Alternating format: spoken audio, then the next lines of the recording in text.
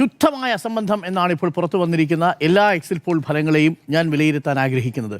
അതിനൊരു കാരണമുണ്ട്, ആ കാരണം പറയാം. ഒന്ന്. രണ്ടാമത്തത്, എന്തുകൊണ്ടാണ് ഈ സർക്കാർ മാറണം എന്ന് വോട്ടർമാർ ആഗ്രഹിച്ചിട്ടുണ്ടാവുക എന്നുള്ളതാണ് രണ്ടാമത്തെ പ്രധാനപ്പെട്ട കാര്യം. അത് യഥാർത്ഥത്തിൽ വാലിഡായ ഒരു റീസൺ ആയിരിക്കുമോ എന്നുള്ളതാണ്. ഇപ്പോൾ സ്മൃതി നേരത്തെ പറഞ്ഞൊരു കാര്യത്തോട് എൻ്റെ ഒരു അഭിപ്രായം ഞാൻ പറയാം. ഇപ്പം ബി അശോകിൻ്റെ ഒരു പ്രതികരണമാണ് പറഞ്ഞത്. ബി അശോകിനെ പോലെ ഒരു ഉദ്യോഗസ്ഥൻ വന്ന് സ്മൃതി പറയുന്നത് പോലെ ചട്ടവിരുദ്ധമാണ് എന്ന് സ്മൃതി തന്നെ സമ്മതിക്കുന്നുണ്ട്. അയാൾ അങ്ങനെ പറയാമോ എന്നുള്ളത് പറയാൻ പാടില്ല എന്നുള്ളതാണ്. ചട്ടവിരുദ്ധമായ തുടർച്ചയായി മാധ്യമങ്ങളിലൂടെ വന്ന് സർക്കാരിനെതിരെ, പിണറായി വിജയനെതിരെ ഇങ്ങനെ പല കാര്യങ്ങൾ പറഞ്ഞുകൊണ്ടിരിക്കുകയാണ്. നവകേരള സദസ്സ് നടത്തിയത് മയക്കുമരുന്നുകാരുടെ കയ്യിൽ നിന്ന് പൈസ വാങ്ങിയിട്ടാണെന്നൊക്കെ ഒരു ഉത്തരവാദിത്തപ്പെട്ട ഉദ്യോഗസ്ഥൻ എങ്ങനെയാണ് വന്നിങ്ങനെ മാധ്യമങ്ങളുടെ മുന്നിലൂടെ പറയുന്നതെന്ന് എനിക്ക് മനസ്സിലാവുന്നില്ല.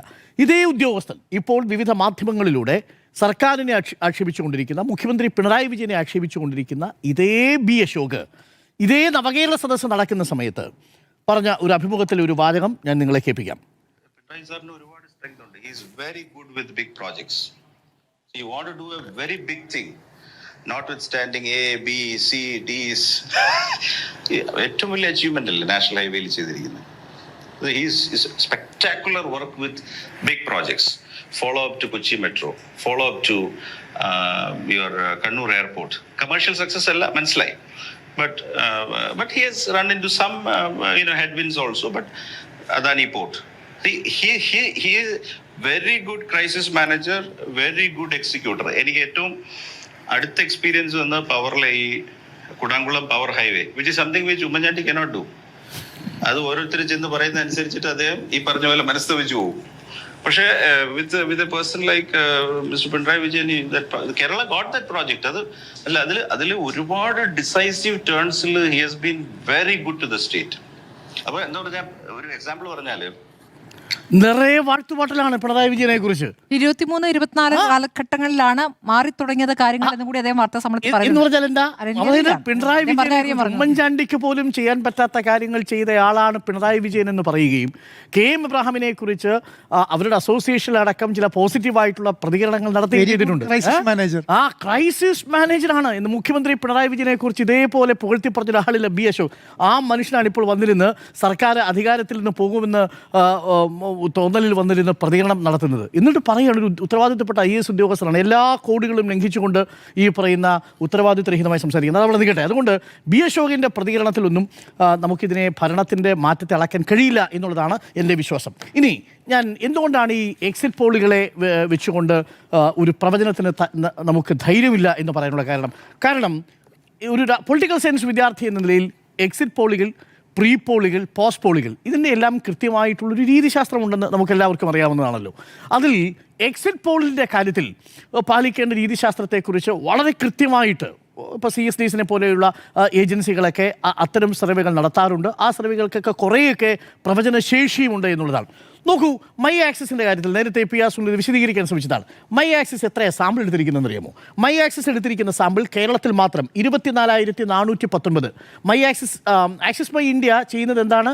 എക്സിറ്റ് പോളാണ്. എക്സിറ്റ് പോൾ എന്ന് പറഞ്ഞാൽ എന്താണ്? പോസ്റ്റ് പോളും എക്സിറ്റ് പോളും തമ്മിലുള്ള വ്യത്യാസം, എക്സിറ്റ് പോള് വോട്ട് ചെയ്ത് പോളിംഗ് ബൂത്തിൽ നിന്ന് പുറത്തേക്ക് ഇറങ്ങുന്ന വോട്ടറോട് ആണ് കാര്യങ്ങൾ ഈ ഇൻ്റർവ്യൂ ഷെഡ്യൂളുമായിട്ട് ചെല്ലുന്നത്, അല്ലെങ്കിൽ ക്വസ്റ്റ്യനെയറുമായിട്ട് ചെല്ലുന്നത്.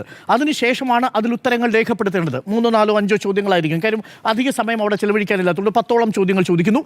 ആ ചോദ്യങ്ങളിൽ നിന്നാണ് ഈ പറയുന്ന ഉത്തരങ്ങളിലേക്ക് എത്തേണ്ടത്. അപ്പോൾ ഒരു പോളിംഗ് ബൂത്തിൽ നിൽക്കുന്ന ഒരാൾ പുറത്തേക്ക് വോട്ട് ചെയ്ത് പുറത്തേക്ക് ഇറങ്ങുന്ന സമയത്ത് സിസ്റ്റമാറ്റിക് റാൻഡം സാമ്പിളിങ്ങിലൂടെ, അതായത് നിങ്ങളുടെ കയ്യിൽ ഒരു സാമ്പിൾ ഫ്രെയിം ആയിട്ടുള്ള വോട്ടേഴ്സ് ലിസ്റ്റ് ഉണ്ട്. ആ വോട്ടേഴ്സ് ലിസ്റ്റിൽ നിശ്ചിത അകലത്തിൽ നിങ്ങൾ സിസ്റ്റമാറ്റിക് ആയിട്ട് സാമ്പിളിനെ സെലക്ട് ചെയ്ത് അതിൽ തന്നെ വിവിധ കാറ്റഗറി, പുരുഷന്മാരെത്ര, സ്ത്രീകൾ എത്ര എന്നിങ്ങനെ സ്ട്രാറ്റിഫൈ ചെയ്തതിന് ശേഷം നിങ്ങൾ കണ്ടെത്തണം. അപ്പോൾ ഒരു ബൂത്തിൽ നിന്ന് മാത്രം നിങ്ങൾക്ക് കണ്ടെത്താൻ പറ്റില്ല.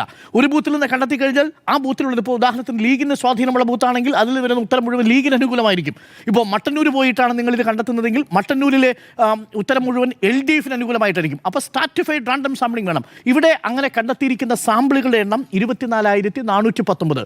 എത്രയാ ഇൻവെസ്റ്റിഗേറ്റേഴ്സിന് ഉപയോഗിച്ചിരിക്കുന്നതെന്ന് അറിയാമോ? 70 ഇൻവെസ്റ്റിഗേറ്റേഴ്സിന് ഉപയോഗിച്ചിട്ടുണ്ട്. അതാണ് ഏറ്റവും കൗതുകകരമായ കാര്യം. 24,000-ലധികം വോട്ടർമാർ പോളിംഗ് ബൂത്തിൽ നിന്ന് വോട്ട് ചെയ്ത് പുറത്തേക്ക് ഇറങ്ങുമ്പോൾ, പോസ്റ്റ് പോൾ അല്ല. പോസ്റ്റ് പോളിൻ്റെ കാര്യം എന്താ? എക്സിറ്റ് പോളിൽ നിന്ന് വ്യത്യസ്തമായി പോസ്റ്റ് പോൾ വോട്ടെടുപ്പ് നടന്നു കഴിഞ്ഞ് ആ ദിവസമോ തൊട്ടടുത്ത ദിവസങ്ങളിലോ നടത്തുന്നതാണ് പോസ്റ്റ് പോൾ.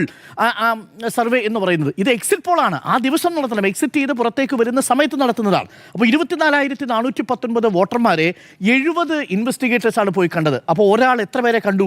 380 പേരെ കണ്ടു എന്നാണ് ഒരു ദിവസം. ഒരു ഇൻവെസ്റ്റിഗേറ്റർ പോയി 350 വോട്ടർമാരെ കണ്ടു. എന്തായിരിക്കും 350 വോട്ടർമാരെടുത്ത് 1 മിനിറ്റ് സമയമെടുത്താൽ എത്ര സമയം വരും എന്നറിയാമോ? 350 മിനിറ്റ് വരും. എന്ന് പറഞ്ഞാൽ 6-6.5 മണിക്കൂർ വരും ഒരു ഇൻവെസ്റ്റിഗേറ്റർ ഈ വോട്ടർമാരെ കണ്ടാൽ. ഒരു ബൂത്തിൽ മാത്രമേ അത് നടക്കൂ. അയാൾക്ക് അടുത്ത ബൂത്തിലോട്ട് പോകാൻ പോലും പറ്റത്തില്ല. അതെങ്ങനെയാ സിസ്റ്റമാറ്റിക് ആവുക? അതെങ്ങനെയാ റെപ്രസെന്റേറ്റീവ് ആവുക? അതെങ്ങനെയാ ഹ്യൂമൻലി പോസിബിൾ ആവുക? ഒരു കാര്യം ആഡ് ചെയ്തോട്ടെ. അതായത് ഈ 70 പേർ 8 ഇന്നോവ കാറുകളിൽ 9,714 കിലോമീറ്റർ ട്രാവൽ ചെയ്തു. ഇന്നോവയാണ്. 8 ഇന്നോവ കാറുകളിൽ 9,714 കിലോമീറ്റർ ട്രാവൽ ചെയ്തു. വിചിത്രമായ 1572 വില്ലേജുകൾ സഞ്ചരിച്ചു എന്നാണ്. നോക്കൂ, ഇതാണ് കണക്ക്. 380 പേരെ ഒരു ഇൻവെസ്റ്റിഗേറ്റർ കാണണം, ഒരു ദിവസം കാണണം. വോട്ടെടുപ്പ് അവസാനിക്കുന്നത് എപ്പോഴാണ്? 6 മണിക്കാണ്. ഇനി ഇയാൾ തുടങ്ങുന്നത് 10 മണിക്കാണെങ്കിൽ 6 മണിക്കൂർ കൊണ്ട് ഇയാൾ ആ ബൂത്തിൽ മാത്രം ഇരുന്ന് ഏറ്റവും വേഗതയിൽ സംസാരിച്ചാൽ പോലും വന്നിറങ്ങി വരുമ്പോൾ പരിചയപ്പെടണ്ടേ? ഞാൻ ആക്സിസ് മൈ ഇന്ത്യയിലെ ഒരു ഇൻവെസ്റ്റിഗേറ്റർ ആണ്, ഞാൻ വരുന്നത് ഇന്ന സർവേക്ക് വേണ്ടിയാണ്, താങ്കൾ ഇതിനോട് പ്രതികരിക്കുമോ, താങ്കൾ ഇന്നയാളല്ലേ? മര്യാദയ്ക്ക് വോട്ട് ചെയ്തിട്ട് പോകാൻ വേണ്ടി പറയണം. ഇത് നടക്കുന്ന കാര്യമല്ല, ഹ്യൂമൻലി ഇമ്പോസിബിൾ ആയ ഒരു കാര്യമാണ് ആക്സിസ് മൈ ഇന്ത്യ. ഞാൻ ആക്സിസ് മൈ ഇന്ത്യയുടെ കാര്യം മാത്രമല്ല, ആക്സിസ് മൈ ഇന്ത്യയാണ് LDF ഒരിക്കലും അധികാരത്തിൽ വരില്ലെന്നും UDF-നും 90 വരെ സീറ്റുകൾ കിട്ടുമെന്നും പ്രവചിച്ചത് എന്നുള്ളത് കൊണ്ടാണ്. അപ്പോൾ അവരുടെ അടിസ്ഥാനമായ രീതിശാസ്ത്രം തന്നെ തെറ്റിപ്പോയി എന്നുള്ളതാണ്. ഹ്യൂമൻലി പോസിബിൾ അല്ലാത്ത ഒരു രീതിശാസ്ത്രം ഉപയോഗിച്ചുകൊണ്ടാണ് ആക്സിസ് മൈ ഇന്ത്യ സർവേക്ക് ഇറങ്ങിയത്. ഒരു മണ്ഡലത്തിൽ അവർ കണ്ടത് എത്ര പേരെയാണ്? ഒരു മണ്ഡലത്തിൽ നിന്ന് സാമ്പിൾ എടുത്ത് 174 പേരെയാണ്. ആ 174 പേര് മതി. പക്ഷേ എങ്ങനെ? അത് സിസ്റ്റമാറ്റിക് ആയിരിക്കണം, റാൻഡംലി സെലക്റ്റഡ് ആയിരിക്കണം, സ്ട്രാറ്റിഫൈഡ് ആയിരിക്കണം, അതിൻ്റെ സാമ്പിളിംഗ് ഫ്രെയിം ഉണ്ടായിരിക്കണം. ഇതെല്ലാം ഉപയോഗിച്ച് നടത്തണമെന്നുണ്ടെങ്കിൽ ഇത്രയും ഇൻവെസ്റ്റിഗേറ്റേഴ്സ് പോരാ എന്നുള്ളതാണ് അതിൽ ഏറ്റവും പ്രധാനപ്പെട്ട കാര്യം. അതവിടെ നിൽക്കട്ടെ. ഇനി അതിൻ്റെ റിസൾട്ട് വരുന്നതിലാണ്. ഞെട്ടിക്കുന്ന റിസൾട്ടാണല്ലോ ആക്സിസ് മൈ ഇന്ത്യ തന്നത്. ആക്സിസ് മൈ ഇന്ത്യയിലെ വളരെ വൈരുദ്ധ്യം നിറഞ്ഞൊരു കണക്ക് ഞാൻ പറയാം. ഇപ്പോൾ മധ്യ കേരളത്തിൽ 3 മുതൽ 7 വരെ സീറ്റുകളാണ് LDF-ന് ലഭിക്കുക എന്നാണ് പറഞ്ഞത്. ശ്രുതി, നമുക്ക് ആർക്കെങ്കിലും അത് വിശ്വസിക്കാൻ പറ്റൂ? അത് ഒരു കോമൺ സെൻസിൽ നമുക്ക് വിശ്വസിക്കാനേ പറ്റാത്ത കാര്യമുണ്ട്. എന്തുകൊണ്ടെന്നാൽ തൃശ്ശൂരിൽ നോക്കൂ, തൃശ്ശൂരിൽ ആകെയുള്ള മണ്ഡലങ്ങളിൽ ചാലക്കുടി പോട്ടെ എന്ന് വെച്ചോളൂ, തൃശ്ശൂർ പോട്ടെ എന്ന് വെച്ചോളൂ, മണലൂർ പോട്ടെ എന്ന് വെച്ചോളൂ, ഇനി കൊടുങ്ങല്ലൂരും ഇരിങ്ങാലക്കുടയും പോയി എന്ന് വെച്ചാൽ പോലും ബാക്കിയുള്ള 8 സീറ്റുകൾ തൃശ്ശൂർ മണ്ഡലത്തിൽ തന്നെയുണ്ട്. അവിടെ കോൺഗ്രസ്സുകാർ തന്നെ സമ്മതിക്കുന്ന കാര്യമുണ്ട്. തൃശ്ശൂരിൽ മിനിമം 7 സീറ്റ് LDF-ന് കോൺഗ്രസ്സുകാർ സമ്മതിക്കുന്നുണ്ടെന്ന്. ബാക്കിയുള്ള മണ്ഡലങ്ങൾ തൃശ്ശൂരിൽ കിട്ടിയാൽ പോലും അങ്ങനെ 7 കിട്ടിയാൽ ആ 7 കിട്ടൂ. ഇനി ബാക്കി അവശേഷിക്കുന്ന ജില്ലകൾ ഏതൊക്കെയാണ്? പാലക്കാട് നിന്ന് LDF-ന് ഒരു സീറ്റും കിട്ടാതിരിക്കണം, എറണാകുളത്ത് നിന്ന് ഒരു സീറ്റും കിട്ടാതിരിക്കണം. പോട്ടെ, എറണാകുളത്ത് ഒരു സീറ്റും കിട്ടില്ല, ടോട്ടൽ വൈപ്പ് ഔട്ട് ആണെന്ന് കരുതുക. ഇടുക്കിയിൽ നിന്ന് ഒരു സീറ്റ് കിട്ടരുത്. എവിടെ? ഉടുമ്പൻചോല അടക്കമുള്ള ഇടുക്കിയിൽ നിന്ന്, റോഷി അഗസ്റ്റ്യൻ മത്സരിക്കുന്ന ഇടുക്കിയിൽ നിന്ന് ഒരു സീറ്റ് കിട്ടരുത്. കോട്ടയത്ത് നിന്ന് ഒരു സീറ്റ് കിട്ടരുത്. പാലക്കാട് നിന്നൊരു സീറ്റ് കിട്ടരുത്. ഒന്ന് ആലോചിച്ച് നോക്കൂ. പാലക്കാട് മലമ്പുഴ മണ്ഡലത്തിൽ ജയിക്കില്ല എന്നാണ്, ഒറ്റപ്പാലത്ത് ജയിക്കില്ല എന്നാണ്, ഷൊർണൂരിൽ ജയിക്കില്ല എന്നാണ് ഈ പറഞ്ഞു വെച്ചിരിക്കുന്നതിൻ്റെ അർത്ഥം. അതെങ്ങനെയാണ് ലോജിക്കലി പോസിബിൾ ആവുക? ഇനി ഇതിനേക്കാൾ ചങ്കിടിപ്പ് ആക്സിസ് മൈ ഇന്ത്യ കൊടുക്കുന്ന ആർക്കാണെന്നറിയാമോ? CPM-നേക്കാൾ ചങ്കിടിപ്പ് കൊടുക്കുന്നത് ലീഗിനാണ്. എന്താ കാരണം എന്നറിയാമോ? മലബാർ മേഖലയിൽ 25 മുതൽ 27 വരെ സീറ്റുകൾ LDF നേടിയേക്കാം എന്നുള്ളതാണ്. ഞാനൊന്ന് എണ്ണി നോക്കി. കാസർഗോഡ് 3 സീറ്റുകളാണ് CPM തന്നെ കണക്കൂട്ടുന്നത്. പരമാവധി 3 സീറ്റുകൾ കിട്ടും. വയനാട് 1 സീറ്റ് കിട്ടും. അങ്ങനെ മൊത്തം 4 സീറ്റ് 2 ജില്ലകളിൽ നിന്ന് വന്നു.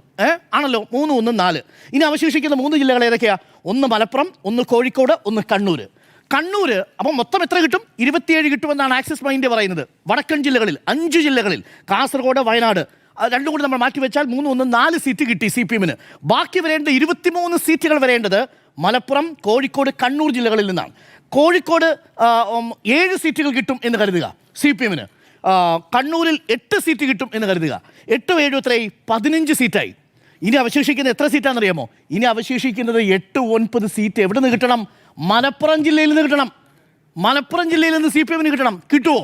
1, 2 സീറ്റാണ് മലപ്പുറം ജില്ലയിൽ CPM പോലും പ്രതീക്ഷിക്കുന്നത്.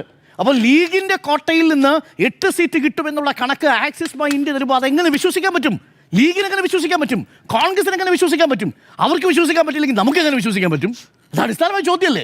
അപ്പോൾ അതുകൊണ്ടാണ് ഞാനിത് അസംബന്ധമാണ്. രീതിശാസ്ത്രത്തിൻ്റെ കണക്ക് വെച്ച് നോക്കിയാലും രീതി വെച്ച് നോക്കിയാലും പുറത്തു വന്നിരിക്കുന്ന കണക്കുകളുടെ ഒരു കോമൺ സെൻസ് ഉപയോഗിച്ചുകൊണ്ടുള്ള സാധാരണക്കാരൻ്റെ ഒരു രാഷ്ട്രീയ നിരീക്ഷണത്തിലൂടെ നോക്കിയാലും ഈ എക്സിറ്റ് സർവേകൾ എന്നുള്ളത് ശുദ്ധ അസംബന്ധമാണ് എന്ന് പറയാനുള്ള കാരണം. ഇനി രണ്ടാമത്തേതാണ് നേരത്തെ പറഞ്ഞത്, ഭരണവിരുദ്ധ വികാരമില്ല എന്നുള്ളതിൻ്റെ സൂചനയാണ് ആക്സിസ് മൈ ഇന്ത്യ ഒഴിച്ചു നിർത്തിയുള്ള ബാക്കി എല്ലാ സർവേകളിലും പറയുന്നത്. നേരത്തെ പിയാസുനിലൊക്കെ പറഞ്ഞതുപോലെ.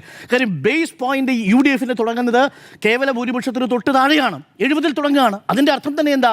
ഒരു ശക്തമായ ഭരണവിരുദ്ധ വികാരമില്ല എന്നതിന് സൂചനയാണ്. അതുകൊണ്ടാണ് LDFന്റെ മുഖ്യമന്ത്രി ആരാകണമെന്ന ചോദ്യത്തിൽ 33% ആളുകൾ പിന്തുണയ്ക്കുന്നത് പിണറായി വിജയനെയാണ് എന്ന് പറയുന്നത്. അതുകൊണ്ടാണ് ഒരു ശക്തമായ ഭരണവിരുദ്ധ വികാരമുണ്ടെങ്കിൽ പാർട്ടിക്കുള്ളിൽ നിന്ന് തന്നെ മുഖ്യമന്ത്രിക്കെതിരെ വികാരം ഉണ്ടാവണമെന്നേ, അത് ഉണ്ടായിട്ടില്ല എന്നുള്ളതാണ്. അപ്പോൾ ഈ രണ്ട് കാരണങ്ങൾ അവിടെ നിൽക്കുന്നു. അപ്പോൾ പിന്നെ എന്താ സാധ്യതയുള്ളത്? ഞാൻ ഇന്നലെ പറഞ്ഞതുപോലെ ഒരു തുടർഭരണ മടുപ്പ്, ഞാൻ അങ്ങനെ ആ വാക്കിനെ വിശേഷിപ്പിക്കുക. ഒരു തുടർഭരണ മടുപ്പാണ് യഥാർത്ഥത്തിൽ ഉണ്ടായിട്ടുള്ളതെങ്കിൽ, ഒരു തുടർഭരണ മടുപ്പ് ഇത്രയും അധികം വോട്ടുകളെ നിങ്ങൾക്ക് മാറ്റാൻ കഴിയില്ല. ജനപ്രിയ MLA-മാരെ ഒരു തുടർഭരണ മരവിപ്പിന് അല്ലെങ്കിൽ ഒരു തുടർഭരണ മടുപ്പിന് മാറ്റാൻ കഴിയില്ല. അതിനെതിരെ നിങ്ങൾക്ക് ശക്തമായ സർക്കാരിനെതിരെ വലിയ വികാരം ഉണ്ടാവണം. ഞാൻ അതുകൊണ്ടാണ് തുടക്കത്തിൽ ഇപ്പോൾ സർക്കാരിനെ ആക്ഷേപിക്കുന്ന B. അശോകൻ്റെ തന്നെ വാക്കുകൾ പറഞ്ഞത്. കേരളത്തിലെ ഏറ്റവും വലിയ പ്രോജക്റ്റ്, ഉമ്മൻചാണ്ടിക്ക് പറ്റാത്ത കാര്യം നടത്തിയ ആളാണ് പിണറായി വിജയൻ എന്ന് സർട്ടിഫൈ ചെയ്തത് ഇപ്പോൾ പിണറായി വിജയനെ ആക്ഷേപിച്ചുകൊണ്ടിരിക്കുന്ന B. അശോകാണെന്നേ. ഞാൻ അതുകൊണ്ടാണ് ആ വാക്ക് തന്നെ പറഞ്ഞത്. B. അശോകനേക്കാൾ വലിയ കിട്ടിക്കിപ്പോൾ ഇല്ലല്ലോ പിണറായി വിജയനെ സംബന്ധിച്ച്. അങ്ങനെ സാധാരണക്കാരൻ B. അശോകന് പോലും ബോധ്യമല്ലാത്തൊരു കാര്യം സാധാരണ വോട്ടർക്ക് എങ്ങനെ ബോധ്യമാകും എന്നുള്ളതാണ് അടുത്ത പ്രധാനപ്പെട്ട പ്രശ്നം. അതുകൊണ്ട് ഭരണ തുടർച്ചയിലുള്ള ഒരു മടുപ്പ് ഏതെങ്കിലും തരത്തിൽ ഒരു സർക്കാർ വിരുദ്ധ വികാരമായിട്ട് മാറിയിട്ടില്ല എന്നുള്ളതാണ് ഈ എക്സിറ്റ് പോൾ വായിച്ചെടുക്കുന്നതിൽ നിന്ന് മനസ്സിലാവുന്നത്. എന്നാൽ അതേസമയം എല്ലാ സർവേ ഏജൻസികൾക്കും ടെൻഷനുണ്ട്. കാര്യം 10 വർഷം പൂർത്തിയാക്കിയ ഒരു സർക്കാർ വീണ്ടും തുടരും. കേരളത്തിൽ അൾട്ടർനേറ്റീവ് സർക്കാർ വന്നുകൊണ്ടിരുന്ന ഒരു പാറ്റേണിലുള്ളൊരു സർക്കാരിൽ, ഒരു സംസ്ഥാനത്ത് ഇങ്ങനെ പ്രവചിക്കാനുള്ള ഭയം പ്രതിഫലിക്കുന്നുണ്ട്.